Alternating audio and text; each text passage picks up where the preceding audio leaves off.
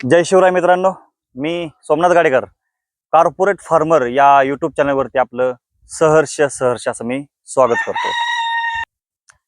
आज हा जो व्हिडिओ आहे हा अपलोड करण्यामागचा एक मुख्य उद्देश असा आहे की मी साधारणतः 2 ते 2.5 महिन्यापासून एकही व्हिडिओ अपलोड केलेला नव्हता। त्याचे मुख्य कारण वेगवेगळे असू शकतात। त्याच्यामध्ये फायनान्शियल इश्यू आहेत, ज्याच्यामध्ये माझं IT कंपनीमध्ये जॉब करत असताना काही प्रॉब्लेम आले असतील, आणि त्याचबरोबर मी आपल्यासाठी एक नवीन नवीन अपडेट देणार आहे। याच्या कारणानं मी काही व्हिडिओ अपलोड करू शकलो नाही, त्याच्याबद्दल मी खेद व्यक्त करतो। परंतु आता जो मी व्हिडिओ अपलोड करणार आहे याच्यामध्ये एक वेगळ्या पद्धतीचं एक सिरीज असणार आहे। जसं आपल्याला माहित आहे की मी मागच्या काही व्हिडिओमध्ये बोललो होतो की मी बंदिस्त कुक्कुटपालन करण्याचा निर्णय घेतला होता, आणि बंदिस्त कुक्कुटपालन मी सुरूही केलं होतं। त्याच्यामध्ये फीड कॅल्क्युलेशन असतील, व्यवस्थापन असेल, कोंबड्यांचं वय किती, त्यांचा लागणारा खर्च किती, ह्या सर्व पद्धतीनं आपण त्यांना लागणारं लसीकरण आपण केलं होतं। ह्या सर्व गोष्टी आपण बघितलेल्या आहेत। आता साधारणतः मुक्त संचार पालन करून एक साधारणतः 1.5 ते 2 महिने उलटलेले आहेत, आणि त्याच्यानंतर काही मला त्याचे रिझल्ट भेटले किंवा काही मी प्रॉब्लेमवर सोल्युशन मिळाले, आणि त्या अनुभवातून मी तुम्हाला काही माझे अनुभव शेअर करणार आहे की बंदिस्त कुक्कुटपालनामध्ये 30% आपल्याला प्रॉफिट राहू शकतो आणि 70% फीडचा कॉस्ट राहील। सिंपल, म्हणजे आपण एक बिझनेस पर्स्पेक्टिव्हने आपण बोलतोय, आपण पैशासाठीच करतोय सगळ्या गोष्टी। त्याचबरोबर आपले काही ध्येय असतील त्याच्या बाजूने आपण विचार केला असतोय, पण शेवटी वेळ येते ती पैशावरच येते। त्याच्यामुळे 30% आपल्याला प्रॉफिट राहू शकतो आणि 70% ते फीडवर खर्च होऊ शकतो, बरोबर। हे बंदिस्त पालनाचा एक फार मोठा तोटा आहे। म्हणून आपण असा निर्णय घेतलेला होता की आपण जर हे जे कोंबड्यांची पिल्ले आहेत हे जर नैसर्गिकरित्या आपण जर वाढवली किंवा एक मुक्त संचार पद्धतीने आपण जर त्याचा विचार केला तर आपल्याला काय फायदा होईल, काय नाही होईल, याचा मी अभ्यास केलेला होता, आणि त्यानुसारच मी हे कुक्कुटपालन मुक्त संचार पद्धतीने केलेलं आहे। तर मित्रांनो, हे जे आहे हे शेड मी मागच्या वेळेस तुम्हाला दाखवलं होतं। तर मित्रांनो, आता आपण सुरू करूया। हा जो मी मुक्त पद्धतीने मुक्त संचार पद्धतीने जो मी सेटअप बनवलेला आहे कोंबड्यांसाठी, तो मी तुम्हाला हळूहळू एक्सप्लेन करतो। तर मित्रांनो, हे जी भांडी आहेत ही ऑटोमॅटिक भांडी आहेत पाण्याची, जे मी तिथं पुढं आमच्या टाकी जी आहे तिथं कनेक्शन याचं कनेक्शन दिलेलं आहे। बघा, ही जी जाळी आहे ही प्लास्टिकची जाळी आहे। बघा, ही प्लास्टिकची जाळी साधारणतः एक 5 फुटाची जाळी आहे ही, बरोबर। आणि इथं आपण सर्व बाजूनी चारी बाजूने हे पॅक करून घेतलेले आहे, आणि पॅक करून घेतल्यामुळे काय झालेलं आहे, इथे एक रूम तयार झाली स्वतःला, म्हणजे कोंबड्यांसाठी एक स्वतः कोंबड्यांसाठी एक रूम तयार झालेली। तिथं कोंबडीचं पक्षी इथं थांबतो, आतमध्ये जातो, खेळतो, पूर्ण पटांगण आणि जास्त प्रमाणात जागा राहते। आपण जे पहिलं बंदिस्त पालन केलं होतं त्याच्यामध्ये एकदम अशी दाटी झाली होती कोंबड्यांची, बसायला जागा नव्हती, अशा पद्धतीचं होतं। पण आता काही प्रॉब्लेम नाही, आता निवांत पक्षी राहतो, खेळतो।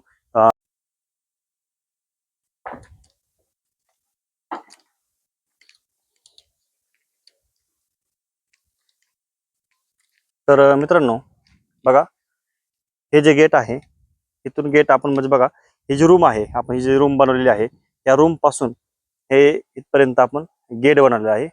आणि हे जे गेट आहे इथून पुढे आपण जाळी पूर्णपणे बसवलेली आहे। बघा, हे पॅक तुम्हाला दाखवतो, जाळी बसवलेली आहे पूर्ण आपण। हे अशी जाळी आहे, हे सगळी जाळी आहे। बघा बघा, हे नारळ आहेत, नारळापासून आपण तसंच पुढे पुढे पुढे पुढे जाळी घेऊन तिथून तिथे एक साधारणतः 100 फुटावर हे आहे, एक बांध आहे आपल्या जमिनीचा। तिथून असंच समोरनं अशी जाळी चारही बाजूने पूर्ण आपण पॅक केलेली आहे। बघा, ह्या गोठा जो दिसतोय, गोठाच्या पुढून आपण हे जाळी बसवली आहे, ते बी दाखवतो तुम्हाला। बघा आपण कसं नियोजन केलेलं आहे हे। बघा, हे आपलं बंदिस्त पालन आलेलं आहे, बंदिस्त गुरपालन। इथून आपण अशीच हे जाळी लावलेली आहे, दिसत असेल बहुतेक, काळ्या करत जाळी। हे जाळी ही 5 फुटाची जाळी, बरोबर। हे 5 फुटाची, त्याच्यावर जे दिसतं तुम्हाला, म्हणजे व्हिडिओमध्ये दिसतंय काय माहित नाही, परंतु त्याच्यामध्ये जे सस पकडण्याची जी जाळी असते, छोटी माशाची जाळीसारखी नाही का, ती जाळी आपण अशी वर बांधलेली आहे नारळाला। बघा, दिसते जाळी, बघा अशी। ते बरोबर 10 फुटाची जाळी आहे, म्हणजे आपली पूर्णपणे उंची जी झालेली आहे हे साधारणतः 15 फूट उंची झालेली आहे।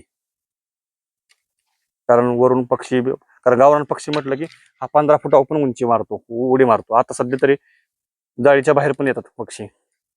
असं आपण केलेलं आहे, चारी बाजूने असं पॅक केलेलं आहे. बरोबर. म्हणजे साधारणतः मला एका शब्दात सांगायचं झालं तर हे मुक्त संचार पद्धतीचं जे एरिया आहे हा साधारणतः 200 फूट लांब. म्हणजे बघा तिथून हे जे नारळ दिसतोय ह्या नारळापासून असाच पुढे पलीकडं शेवटचा जो नारळ आहे असा सरळ समोर, तिथून पुढे अजून थोडंसं आहे, असं एक 200 फूट अंतर आहे लांबीला. आणि जे रुंदीच आहे ते रुंदी साधारणतः 100 फुटाची रुंदी आहे.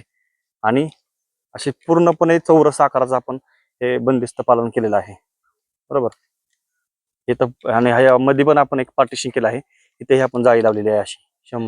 हे साधारणतः पूर्ण नारळामुळे सोपं काम झालेलं आहे, त्याच्यामुळे जास्त त्रास झालेला नाही लाकडं रवण्याचा किंवा लोखंड रवण्याचा, नाही का, असा त्रास झालेला नाही. तर अजून आपण आता कोंबड्या जे आपण सोडलेल्या आहेत त्या कोंबड्या बघूया आपण. इथे एक गेट आपण बनवलेले.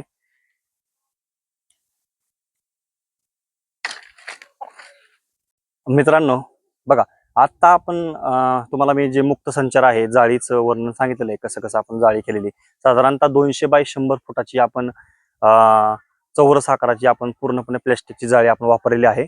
आणि प्लॅस्टिकची जाळी जी आहे ती साधारणतः 5 फुटापर्यंत आहे. तिथून पुढे आपण सश्याची जाळी मिळते बघा, माशाची जाळी म्हणतात, सश्याची जाळी मिळते. तशी एक जाड थोडीशी जाळी दोऱ्यासारखी असते, काळ्या कलरची आणलेली, आणि ती 10 फुटाची जाळी आपली आहे.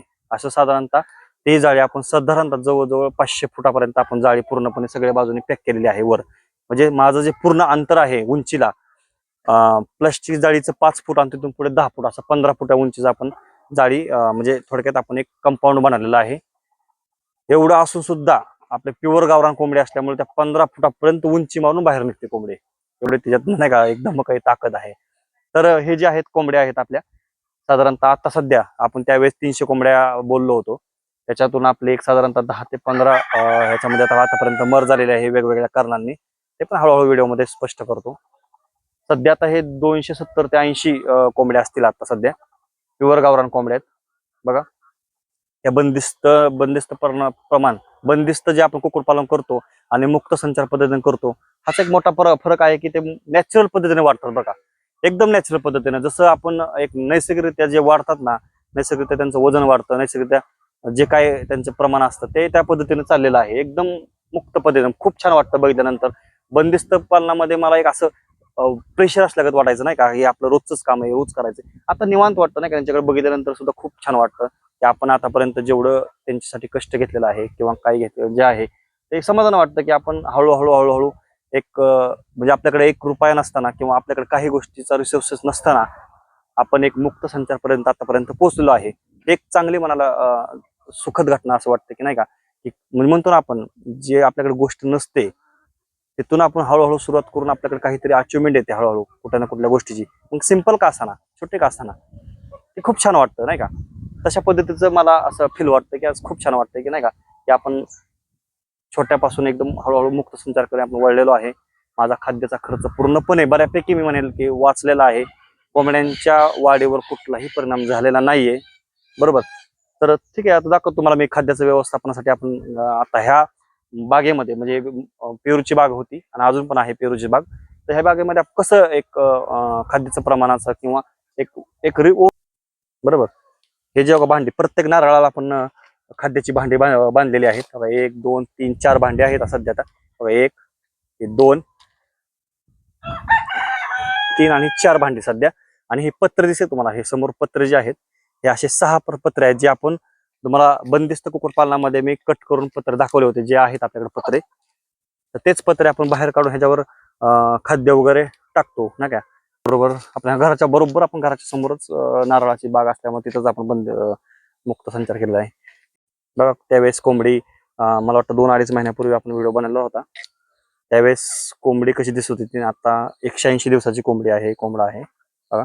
आता अशा पद्धतीने दिसतोय, म्हणजे चांगल्या पद्धतीने वाढ झालेली आहे. आता सध्या एक थोड्या दिवसामध्ये, साधारणतः 1 महिनाभरातच मी, माझी अपेक्षा आहे की अंड्यांना सुरुवात होईल, म्हणजे आपला प्रॉफिट सुरू व्हायला सुरुवात होईल.